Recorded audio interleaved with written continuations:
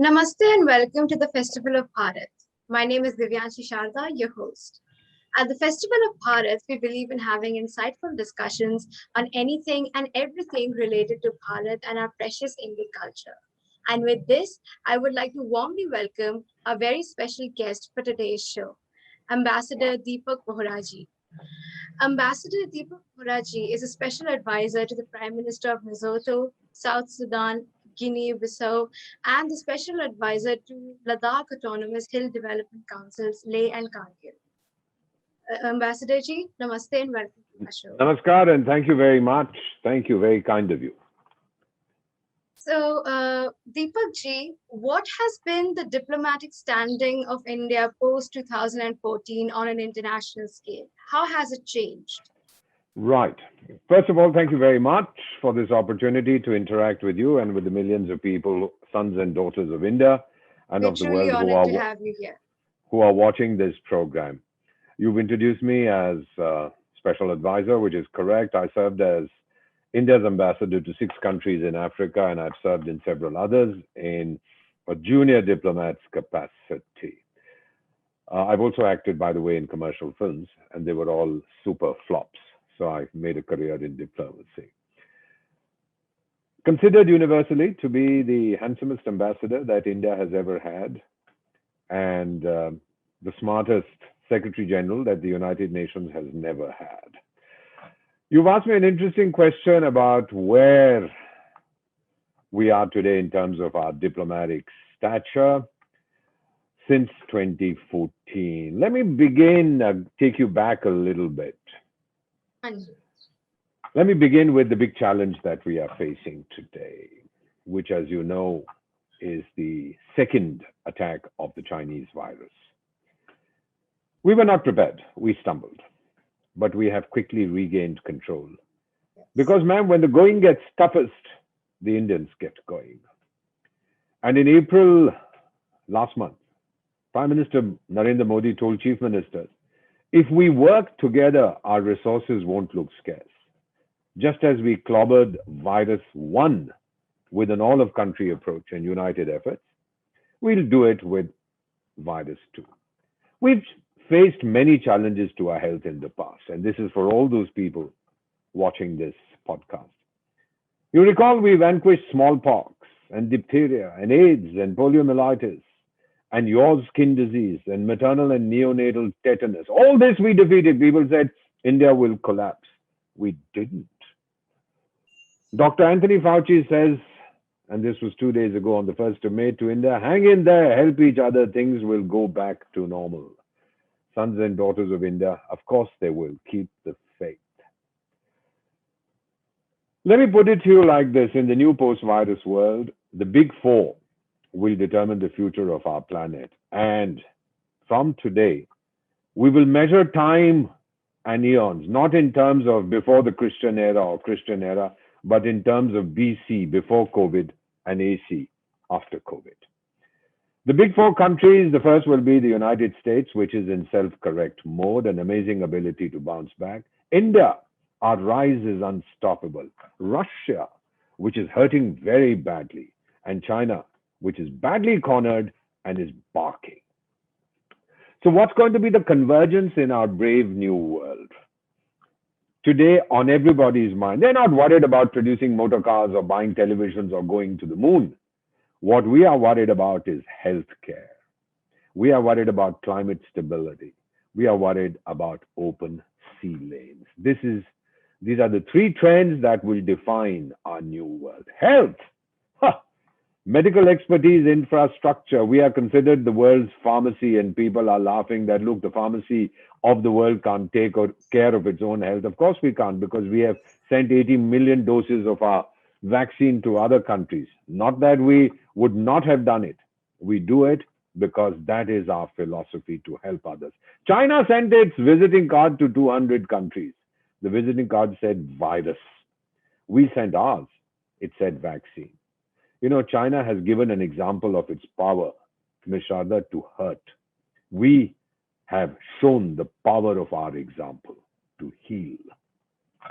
The UN Secretary General said that India's vaccine production capacity, he said this in January 2021, is the best asset of the world. And he thanked us for gifting vaccines to UN peacekeepers. I personally believe we deserve the Nobel Peace Prize for what we've done. The second issue is climate change. This can destroy human civilization as we know it. Rich nations have gone slow on meeting their climate change commitments that they made under the 2015 Paris Agreement. We've taken up the slack and we've increased our own voluntary commitments. An example, we talked about restoration of degraded land of 21 million hectares. We voluntarily increased that to 26 million hectares. And when we talked about producing so many billion gigawatts of new and renewable energy, we met our promise 3 years ahead of schedule. That is India. Trade is the engine of poverty alleviation for which we need open seas. In the 16th and 17th century, when the British, the French, the Germans, the Belgians, the Spanish went around conquering the whole world, dominating the whole world, they didn't go by train or by plane or by cars. There was none of this stuff at that time. They went by sea. And there was no one to stop them from going, because the seas are the common heritage of all mankind. China was able to lift hundreds of millions out of poverty through open sea lanes, but now wants to control and close them. So the Indo-Pacific region, which is not India and the Pacific, but the Indian Ocean and the Pacific Ocean, has to be kept open. Now, who can ensure an open Indian Ocean? We can, and I'll tell you why. World militaries today, 2021, not my figures. You can check them on Global Firepower Index and Credit Suisse. Number one, the most powerful military in the world today, USA. Please have no doubt about it. They spend more on defense than the next 20 countries put together. They're a democratic nation. Second is Russia. Is Russia democratic? You decide. Third is India. Third most powerful military in the world. Not my figures. Are we democratic? Nobody has ever told me that we are not. And the fourth is China. Are they democratic? If you think China is democratic, then please believe me that Abraham Lincoln is my grandfather. How are we confident that India can play its destined role? Because India has children like those who celebrate the Festival of Bharat, like the young lady who's talking to me now. We have the third largest economy in the world. Trust in India is at an all-time high. We win every international election most comfortably. No one trusts China. I would urge you to look at the 2021 Edelman Trust Barometer. 33,000 respondents across 28 countries. Even Chinese citizens are losing trust in their government. And of course, the results were banned in China.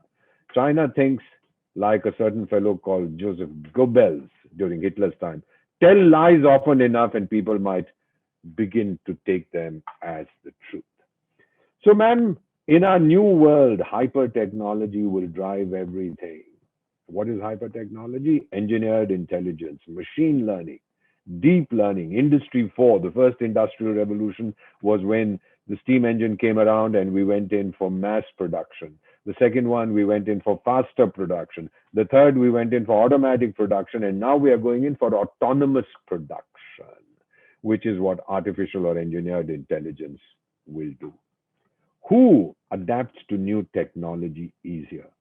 A young person like me or a slightly older person like Ms. Sharda? Nations with abundant, educated young minds will lead. Take a look at demographies. 1 out of 3 Japanese is above 60 years. 1 out of 4 Europeans, 1 out of 6 Chinese, and 1 out of 12 Indians. When I was studying at the University of the Sorbonne in Paris, the historian Alfred Sauvy, God rest his soul, predicted that Europe would become a society of old people living in old houses, discussing old ideas. And the Pope, a few years ago, said Europe is an elderly and haggard continent. I didn't say it, he did. Take a look at the youthification of India, the oldification of the developed world. We have a thing called the demographic window of opportunity, sons and daughters of India, which means that if you are between 15 and 64, you produce more than you consume. Less than 14, above 65, you consume more than you produce. The median age, which means half the population is below that, half is above that, for India is 29 in 2021. China, 39. Russia, 40. Japan is 47. It's the oldest country in the world. They've forgotten how to make babies. We can teach them. We have the technology. We may not be a productive society. We are a reproductive society. Western Europe is 44. You can imagine the great advantage this gives us. And an educated young mind. Look at the focus on education in India. I don't know how many of you have read the Mahabharata. If you haven't, please do. One of the major protagonists is Yudhishthira. Four of his brothers wandering in the forest fall senseless when they drink from a pond, and the guardian spirit says, first answer my questions. They don't. They're so thirsty. Along comes Yudhishthira, the eldest brother, and then the spirit says, what is the most valuable possession? Without hesitating, Yudhishthira says, education.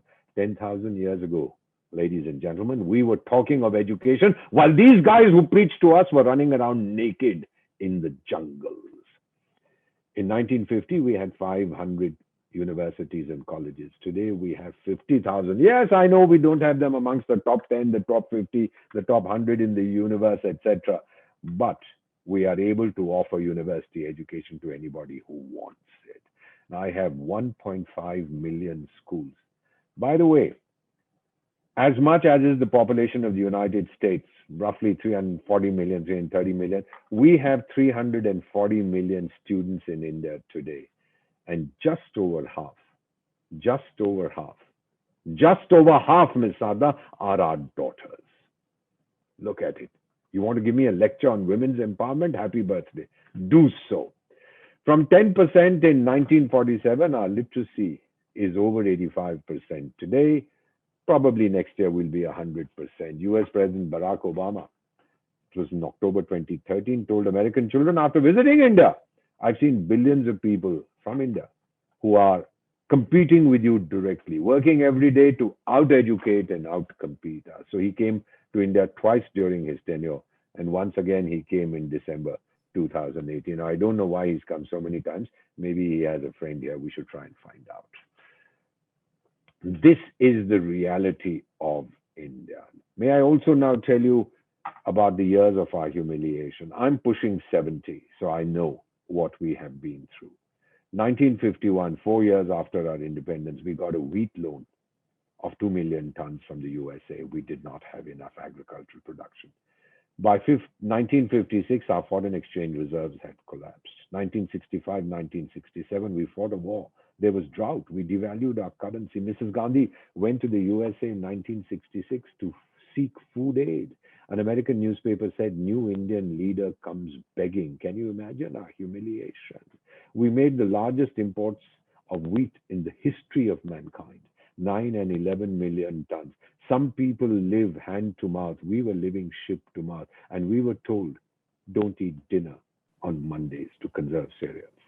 Sons and daughters of India, ask me what hunger is. 52 Mondays for all of 1966, I have slept hungry. Not because we couldn't afford food on the table, but we decided as a family that we would participate in the national effort. Then Mrs. Gandhi told her secretary, India will never beg for food again. There is an African proverb that if your wife has to go to the neighbor's house to beg for food, you are only half a man. She said, we will never beg for food again. And in 2021, India is the second largest producer of food grains in the world. 1970s, 1980s, oil price shocks. We were in very bad shape. By 1991, we had less than $2 billion in our treasury. We needed a loan of $600 million, and our best friends, the Brits and the Swiss, said, we don't trust your economy, mortgage your gold. So we mortgaged 150 tons of our gold. I remember walking into my boss's office and sobbing on his shoulder, saying, is this the country I'm working for? He put his arm around my shoulder and said, Deepak, this too will pass. And your country today sits on over $600 billion of foreign exchange reserves. It was in the 1990s that India's comprehensive national spirit found its fullest expression. I don't even want to talk about mobile telephones, the metro, the Aadhaar card, etc.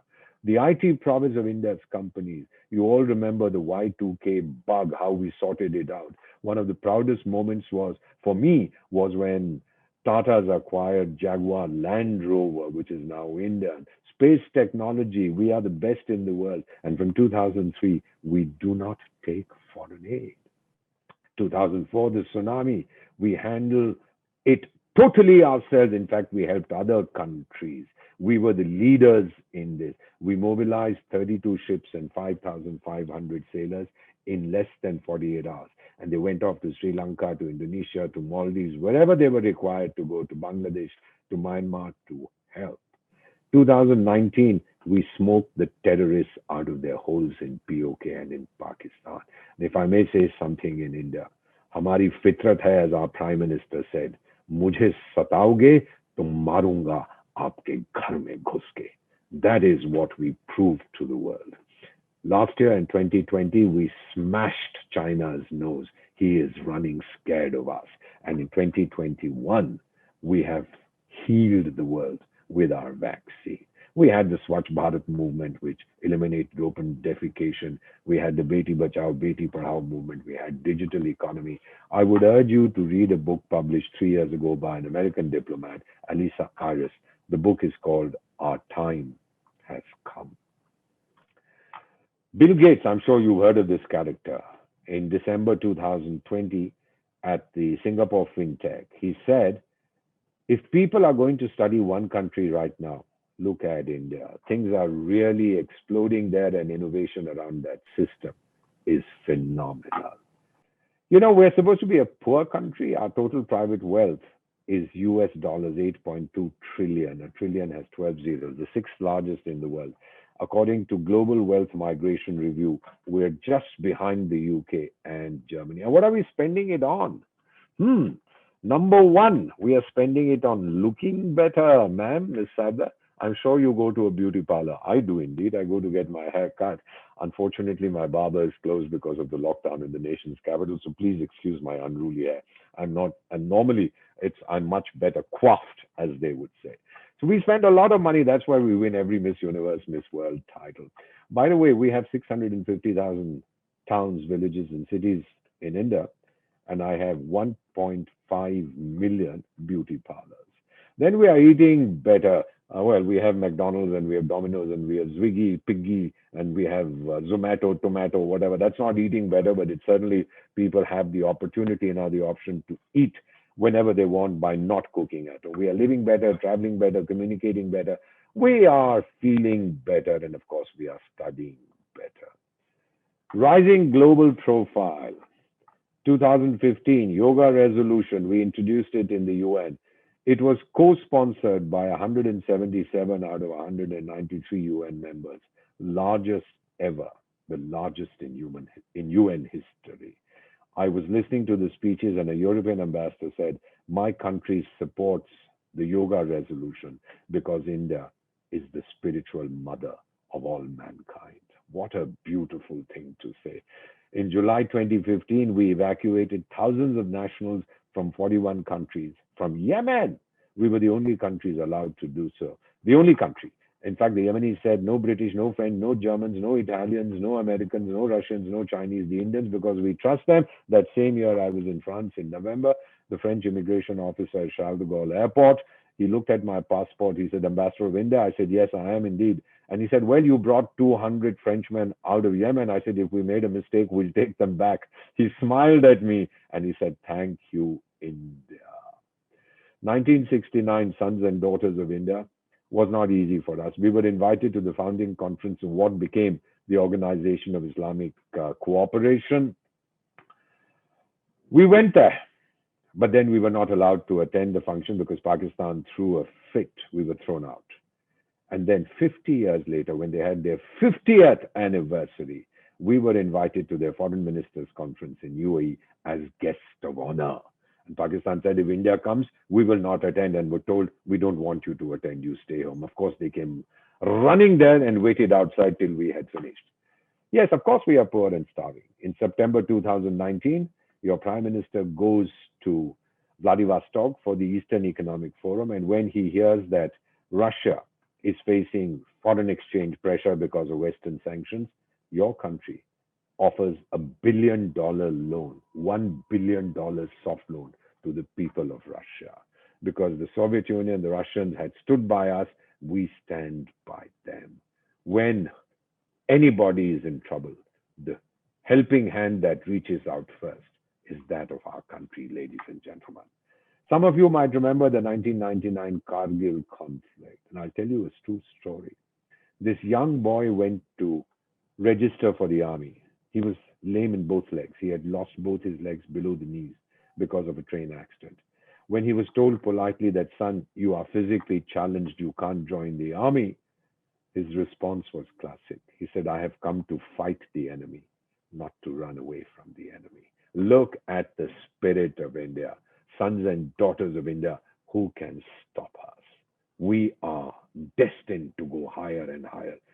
I'll tell you a personal story. In September 2011, there was a massive earthquake in Sikkim, and the road between Gangtok, the capital of Sikkim, and Siliguri, that's the highway which is the lifeline of Sikkim, was broken in 300 places. Landslides, the mountain broke, took the road with it. Well, I went there with my team from our national television network, Doordarshan, to report on relief and rescue efforts. 300 places. We asked some international companies, how long will it take to repair the broken road in 300 spots? They said the earliest would be 6 weeks. We couldn't wait 6 weeks. So we asked the Indian Border Roads Organization, can you do it? They said, let's do a survey and we'll come back to you. And as I sit before you, as I speak to you, believe me, 19 hours later, their Director General called and said, the road is open. 6 weeks and 19 hours. This is the spirit of India. We can do it. Some of these kids who were working on the roads in Sikkim on repairing them, because we were going at breakneck speed, some died tragically. They fell into the ravines, into the rivers, and so on. One of them, I went to visit their home. There was a 55-year-old Sikkimese woman. I went to her and I said, sister, I'm extremely sorry about what has happened, but whatever our national network is paying us for this documentary, we are giving it to you. I wrote her a personal check. The military, the border road, Sikkim government, everybody will give you compensation. You won't lack for money. Anything else I can do? She said, yes. My elder son worked for border roads. He died for India. I have a younger child. Can you get him a job in border roads? Because when the time comes, let him also die for India. You know, as the water rushed to my eyes, I held her hands in mine. And in Hindi, I said to her, Ma, tujhe salam. If I'm ever born in India again, I would like it to be from the womb of a mother like you. From childhood, sons and daughters of India, I have wondered why we are Indians. And then I got my answer from this woman. We're not Indians because we live in India.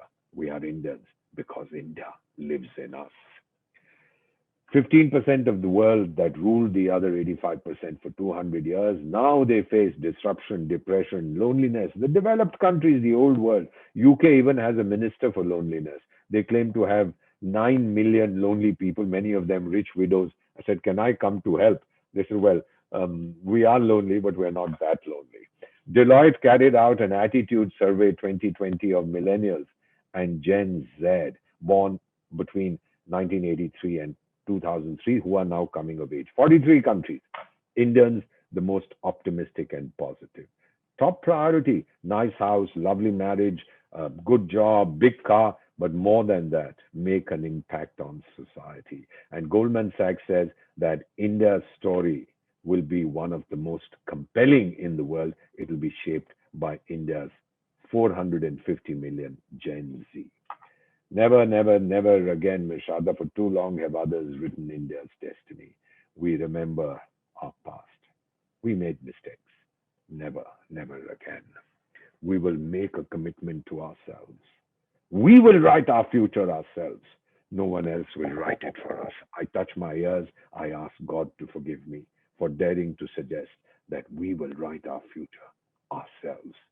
If you ever get a chance to go to Kargil, in this beautiful part of India called Ladakh, you see a little tombstone.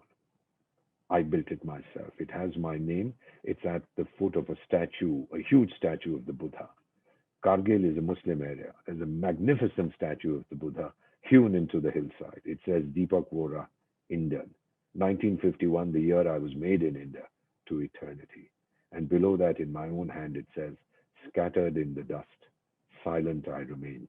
When India's bugle calls, I will rise again. When one of my principals saw it, his eyes watered and he said, does this man love his country so much? And he was told, he has only one country, sir. He gives it all his love. So as an Indian, have faith and confidence in yourselves. Do not allow cynicism to affect you. You are born an Indian. It's a lottery of birth. अरे डर से आगे बढ़ो क्योंकि डर के आगे जीत है. Somebody once asked a fakir, I want to change the world. How do I do it? And the fakir said, begin with yourself. Be the change you want to see. That fakir's name was Mohandas Karamchand Gandhi. We are not God's sons and daughters of India. We are Indians, and that's the next best thing. Of course, we can do it. We are Indians. Every 2 seconds, we built one toilet. The world was skeptical. We did it. We are free of open defecation. Every hour, we are building 1.5 kilometers of world-class highway despite the virus. Every second, we open 2 bank accounts. We have the fastest elimination of extreme poverty ever in democracy. We are lifting 1 Indian out of extreme poverty, despite the impact on our economy of the virus, every 1.5 seconds. Yes, we are doing it. We are incredible. We are chafing, churning, changing. At 74, we are in puberty. We are non-stop India. We keep moving. Swami Vivekananda said 125 years ago that the future India must be much greater than ancient India because India is awakening. May I just say that if you had fallen asleep, would you please wake up? Because I am convinced that God must be Indian. And here is something you might want to listen to. We are the best. The others are the rest. और इतना ही मैं कहूँगा, for those who speak Hindi, stay with us. अभी तो party शुरू हुई है.